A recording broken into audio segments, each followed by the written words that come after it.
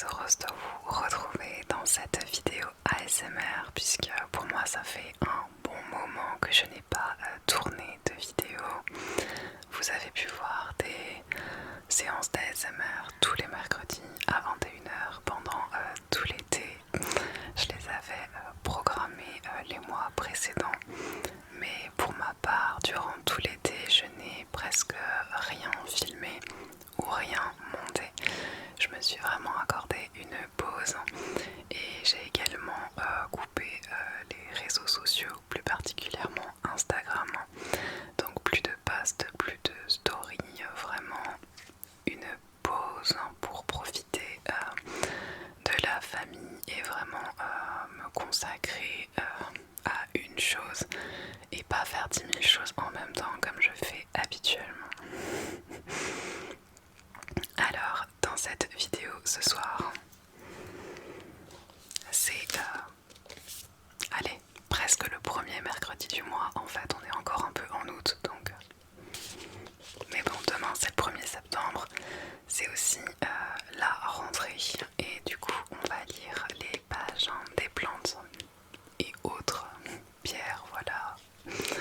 En tout cas, de tout ce qu'on pourra trouver dans les pages sur le mois de septembre. C'est la petite lecture détente avant la rentrée et donc la reprise demain.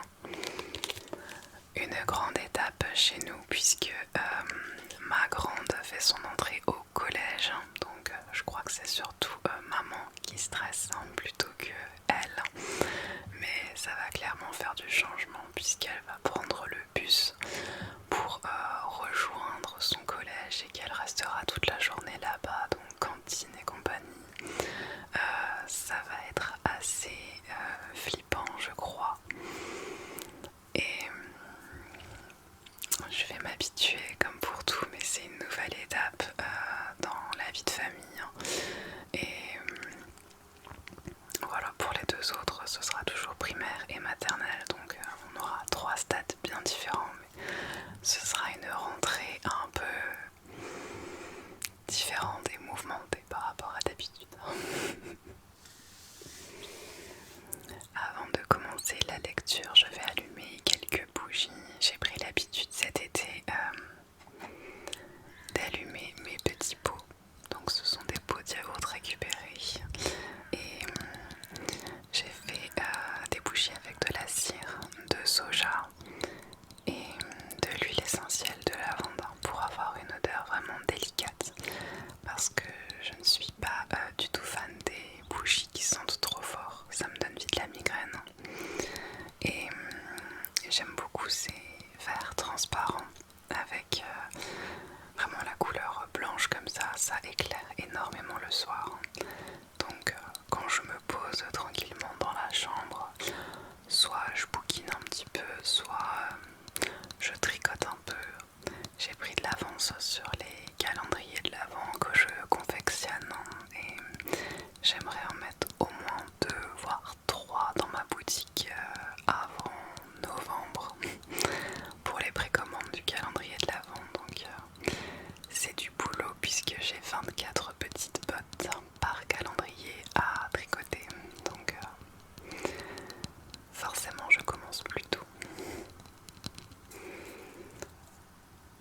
Alors j'ai gardé les couvercles pour garder le parfum à l'intérieur. Et puis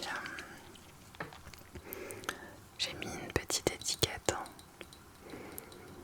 que j'ai brûlée à la bougie pour faire un effet un peu vieilli comme ça. J'aime beaucoup. Bon, je vais les allumer une à une puisque j'en ai 5 dans un plateau. Comme ça éclaire bien la nuit. Mais pas trop non plus parce que j'aime laisser la fenêtre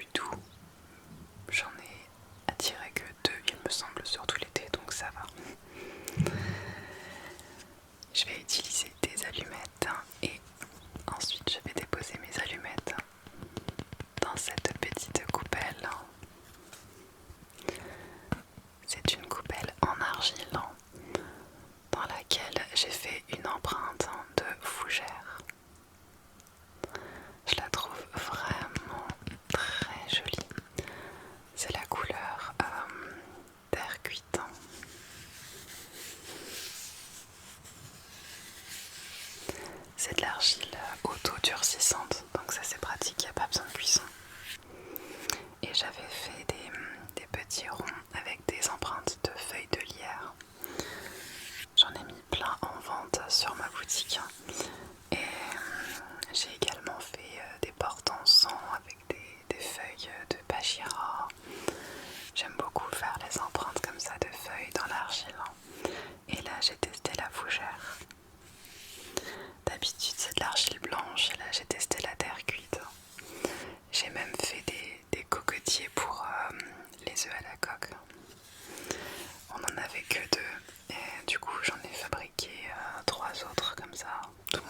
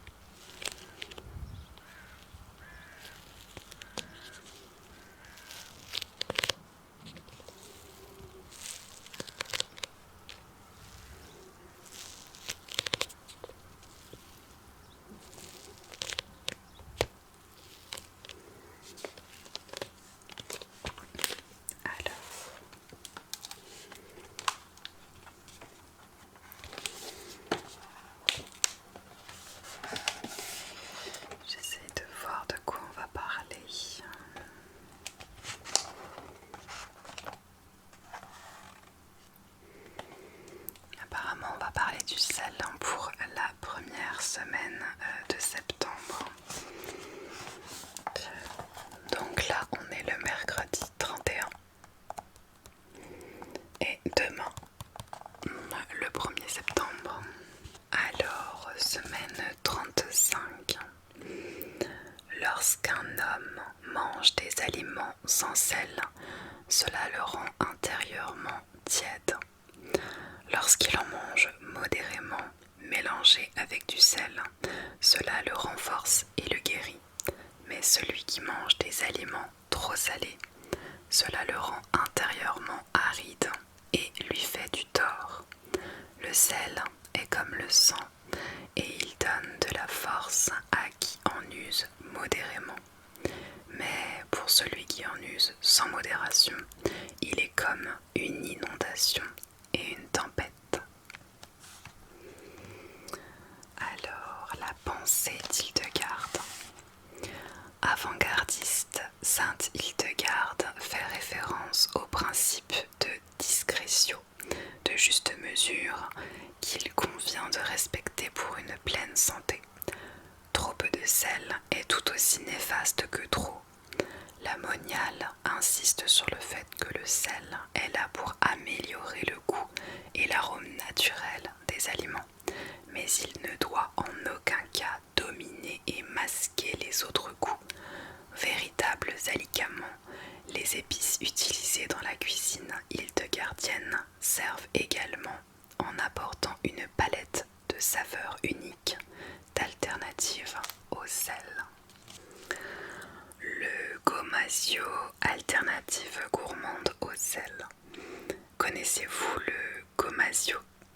Il s'agit d'un condiment japonais dont le nom vient de goma pour sésame et de shio pour le sel.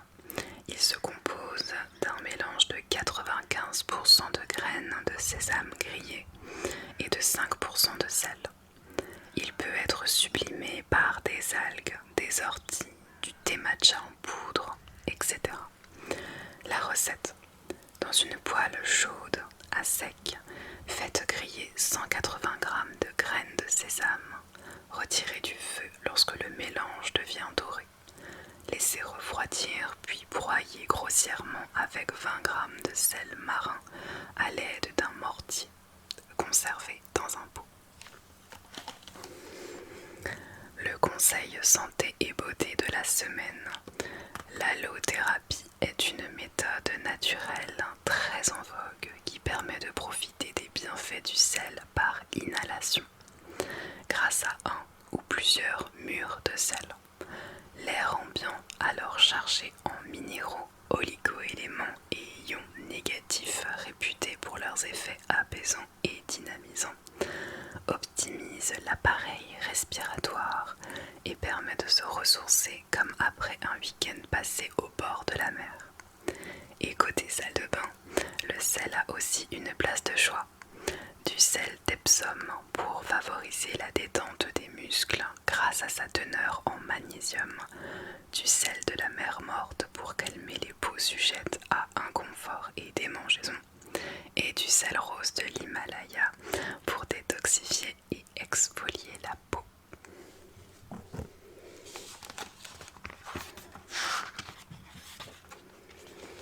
Et c'est parti pour la semaine suivante, donc la semaine prochaine. Et là on aura la pleine lune, le samedi 10. Alors, lorsqu'un être humain souffre de peine et de peur de toutes sortes et des suites de l'absorption de boissons et de mets divers, de telle sorte que ces mets et ces boissons inappropriées entraînent l'accumulation d'humeur et de mucosité nocive, alors son âme ébranlée et fatiguée, tourmentée par des contrariétés, succombe et bloque son énergie à un certain niveau. La pensée d'Hildegarde. La bénédictine ne considère pas les rhumatismes comme des troubles localisés, mais comme la manifestation d'une alimentation de mauvaise qualité et d'un mode de vie malsain. Dans son manuel de médecine Causae et Curae, donc cause et remède, Hildegarde décrit avec une précision étonnante l'apparition du phénomène inflammatoire rhumatismal comme étant consécutif à un empoisonnement dû à l'envahissement d'agents pathogènes.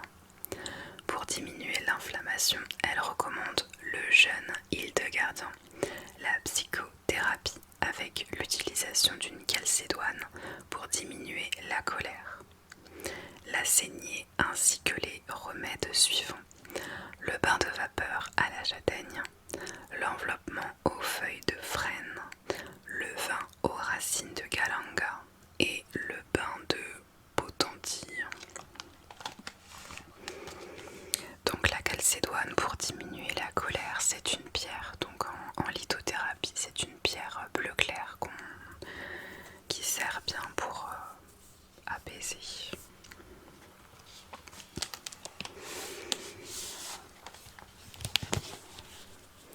Je viens de voir le mot châtaigne et c'est bon, pour moi ça résonne, c'est relié à automne. Et donc d'ici la fin du mois de septembre, à peu près, on pourra aller ramasser les châtaignes en forêt, on va pouvoir en griller quelques-unes et puis en conserver pour faire de la confiture de châtaigne. C'est trop bon ça. C'est rasoir à faire, c'est vraiment une belle galère, mais c'est super bon.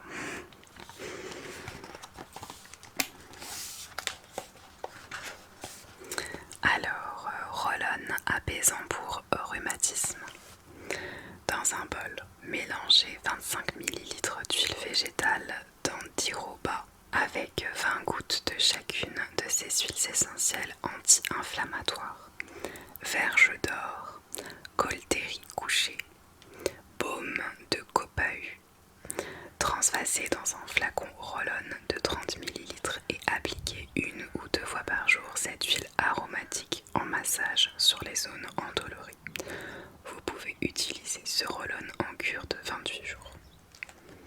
C'est le moment de vous dire attention, comme toujours, ne testez pas tout ce que vous pouvez lire ou entendre, renseignez-vous d'abord et ensuite si jamais c'est bon, allez-y, mais d'abord renseignez-vous sur les plantes et sur ce que vous pouvez supporter ou pas, ou demandez conseil auprès d'un professionnel ou quelqu'un qui s'y connaît bien. Alors, le conseil santé de la semaine: la cryothérapie corps entier est une thérapie naturelle non médicamenteuse très efficace pour soulager les rhumatismes. En agissant sur les récepteurs et la transmission nerveuse de la douleur, mais aussi via la libération de molécules anti-inflammatoires. La cryothérapie corps entier, pratiquée avec des professionnels de la santé, est un excellent antalgique. On obtient d'ailleurs d'excellents résultats sur les rhumatismes inflammatoires. Certaines mutuelles commencent à rembourser une partie des abonnements de cryothérapie corps entier. Donc la cryothérapie, c'est la thérapie par le froid. Et à chaque fois, il y a marqué corps entier à côté. Donc je sais qu'on peut utiliser la cryothérapie pour certaines parties du corps, notamment dans le cas des brûlures, des verrues, quand on va chez un dermatologue par exemple. Par contre, la cryothérapie pour le corps entier, c'est peut-être un bain froid ou quelque chose, mais du coup sur le corps en entier quoi. Comme c'est écrit, c'est pas qu'une seule partie du corps. Alors, on passe à la semaine suivante. Hop. Donc là, on va parler d'Hildegarde, tout court. Alors, saviez-vous que la sainte Hildegarde se fête tous les ans le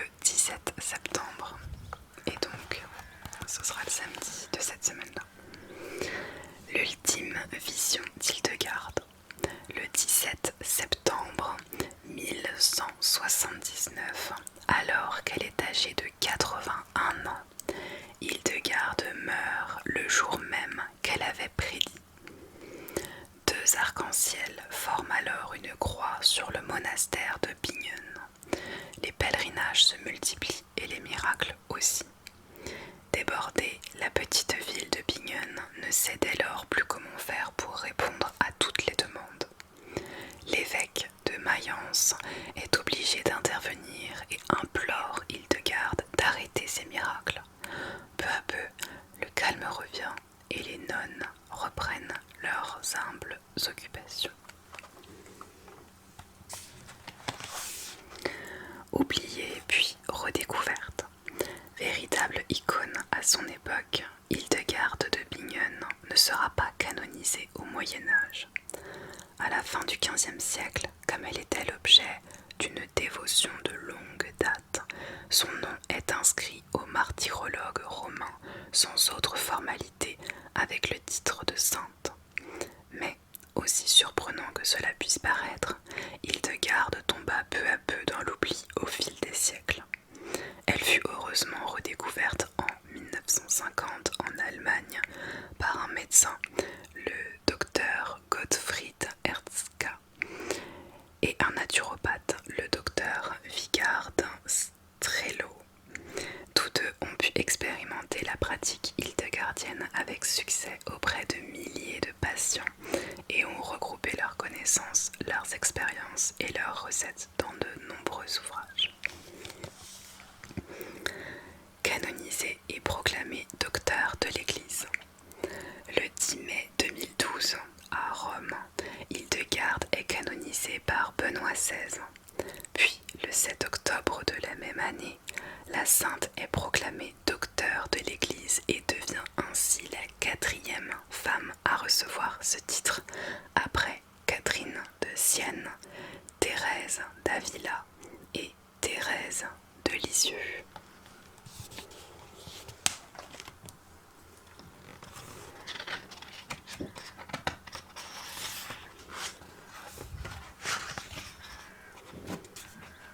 Nous avons encore 2 pages à lire,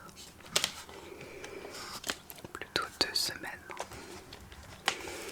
Alors, dans de nombreux cas, l'homme a besoin de vin. Il fortifie l'estomac fragile, répare les forces chancelantes, guérit les blessures du corps et de l'âme, dissipe la morosité et la tristesse, chasse la fatigue de l'âme, apporte la joie et avive le plaisir de la conversation entre amis. Donc là, logiquement, on aura une nouvelle lune et je pense que ça tombera sur le dimanche 25. Je vérifie juste. C'est ça, le dimanche 25 pour la nouvelle lune. La pensée d'Hildegarde. Le vin est au cœur de la médecine hildegardienne. La Moniale le mentionne d'ailleurs toujours avec beaucoup de bienveillance. Dans ses écrits, le vin est souvent décrit comme boisson pour la joie de l'homme et utilisé comme médicament. D'ailleurs, pour donner des forces à quelqu'un qui est gravement malade, on lui donne toujours un peu de vin chaud. Le vin cuit avec des herbes médicinales constitue à l'époque le principal remède. Le plus célèbre est certainement le vin cordial que l'on peut administrer dans tout type de pathologie circulatoire et qui apporte presque toujours une aide efficace.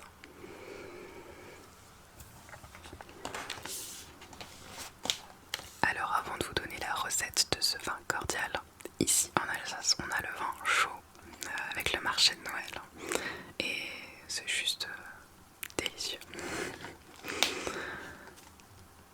Alors pour la recette, hachez grossièrement 8 à 10 tiges de persil frisé frais avec toutes les feuilles mais sans les racines, puis mettez le tout dans 1 litre de vin blanc bio et 2 cuillerées à soupe de vinaigre de vin pur.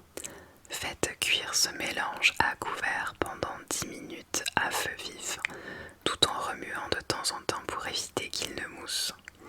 Ajoutez ensuite 100 à 150 g de miel pur et laissez cuire la préparation à feu doux pendant 4 à 5 minutes supplémentaires. Filtrez le mélange et versez-le encore chaud dans des bouteilles en verre bien hermétiques dans lesquelles vous aurez placé 1 cuillerée à café d'alcool. Bon alors en général le vin chaud en Alsace c'est couramment du vin rouge. Et puis les épices, ce sera tout ce qui est cannelle, clou de girofle, peut-être anis étoilé aussi, de l'orange. Enfin, quand on se balade dans les allées du marché de Noël, c'est incroyable les parfums, les effluves comme ça du vin chaud qui viennent, c'est juste un pur plaisir, c'est un Noël magique en fait. Le conseil santé de la semaine. Comme tous les vins médicinaux, le vin cordial ne doit pas se boire froid, mais légèrement réchauffé. Pour ce faire, on peut simplement le garder en bouche le temps qu'il atteigne la température du corps. Il est ainsi plus actif. Très polyvalent, ce vin cordial est recommandé en cas d'hyper et d'hypotension artérielle, mais aussi d'insuffisance rénale, d'insomnie et de troubles nerveux ou cardiovasculaires.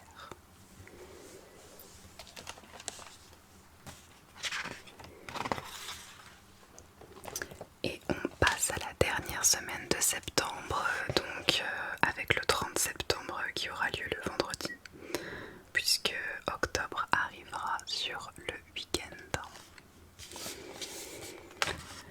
Ah, on va parler du chanvre.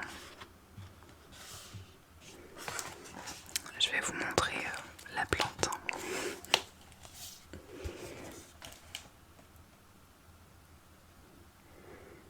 Bon, on reconnaît bien les feuilles, hein, c'est typique.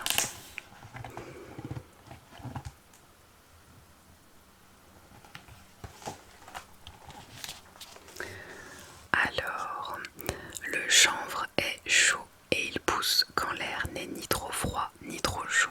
Telle est sa nature. Sa graine contient la santé et pour les gens en bonne santé, il constitue une saine nourriture. Dans l'estomac, il est léger et utile parce qu'il diminue quelque peu les écoulements d'humeur et on peut le digérer facilement. Et il diminue les humeurs mauvaises et renforce les bonnes. Cependant, si on a la tête fatiguée et le cerveau vide et que l'on mange du chanvre, celui-ci provoquera facilement une légère douleur dans la tête. En revanche, celui qui a la tête en bonne santé et le cerveau plein, il ne fait point de mal. La pensée d'Hildegarde. Pour la moniale, le chanvre est bienfaisant pour les bien portants.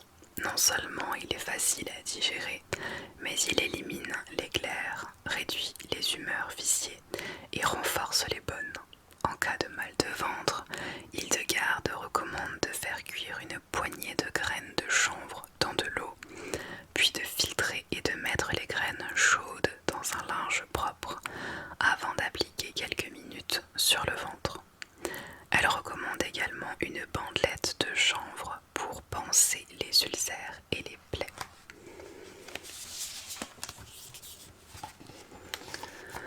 Le beurre de chanvre. Mettez 36 g d'huile de chanvre dans un bol. Ajoutez 4,5 g d'acide stéarique, entre parenthèses agent de texture, et 4,5 g d'alcool cétylique, entre parenthèses émulsifiant et agent de texture. Puis faites fondre le mélange au bain-marie. Une fois tous les ingrédients fondus, retirez du feu, transférez la préparation dans un pot de 50 ml, puis réservez jusqu'à prise complète. Ce beurre d'un joli vert tendre redonne douceur et élasticité à la peau, mais aussi brillance et nutrition aux cheveux. Le conseil beauté de la semaine. L'huile de chanvre obtenue par pression à froid des graines de cannabis sativa est riche en acide linoléique, donc de l'oméga 6, permettant de limiter les pertes hydriques de la peau tout en présentant des qualités adoucissantes et nutritives. Surdouée, elle est à la fois anti-âge, revitalisante, apaisante, raffermissante, assouplissante et très émolliente. Elle sera idéale pour traiter les rides et ridules, les peaux déshydratées et sèches, les peaux matures et fatiguées. Et voilà pour ce mois-ci.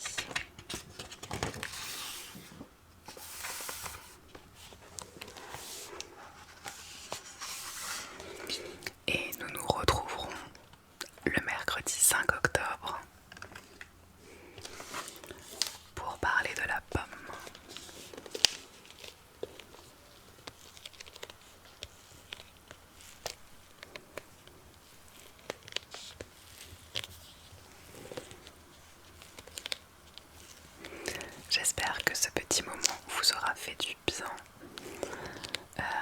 Je vous souhaite à vous ou à vos loulous donc une bonne rentrée ou bien tout simplement une bonne journée demain. Mais en tout cas à celles et ceux qui ont une rentrée pour le 1er septembre, eh bien je vous envoie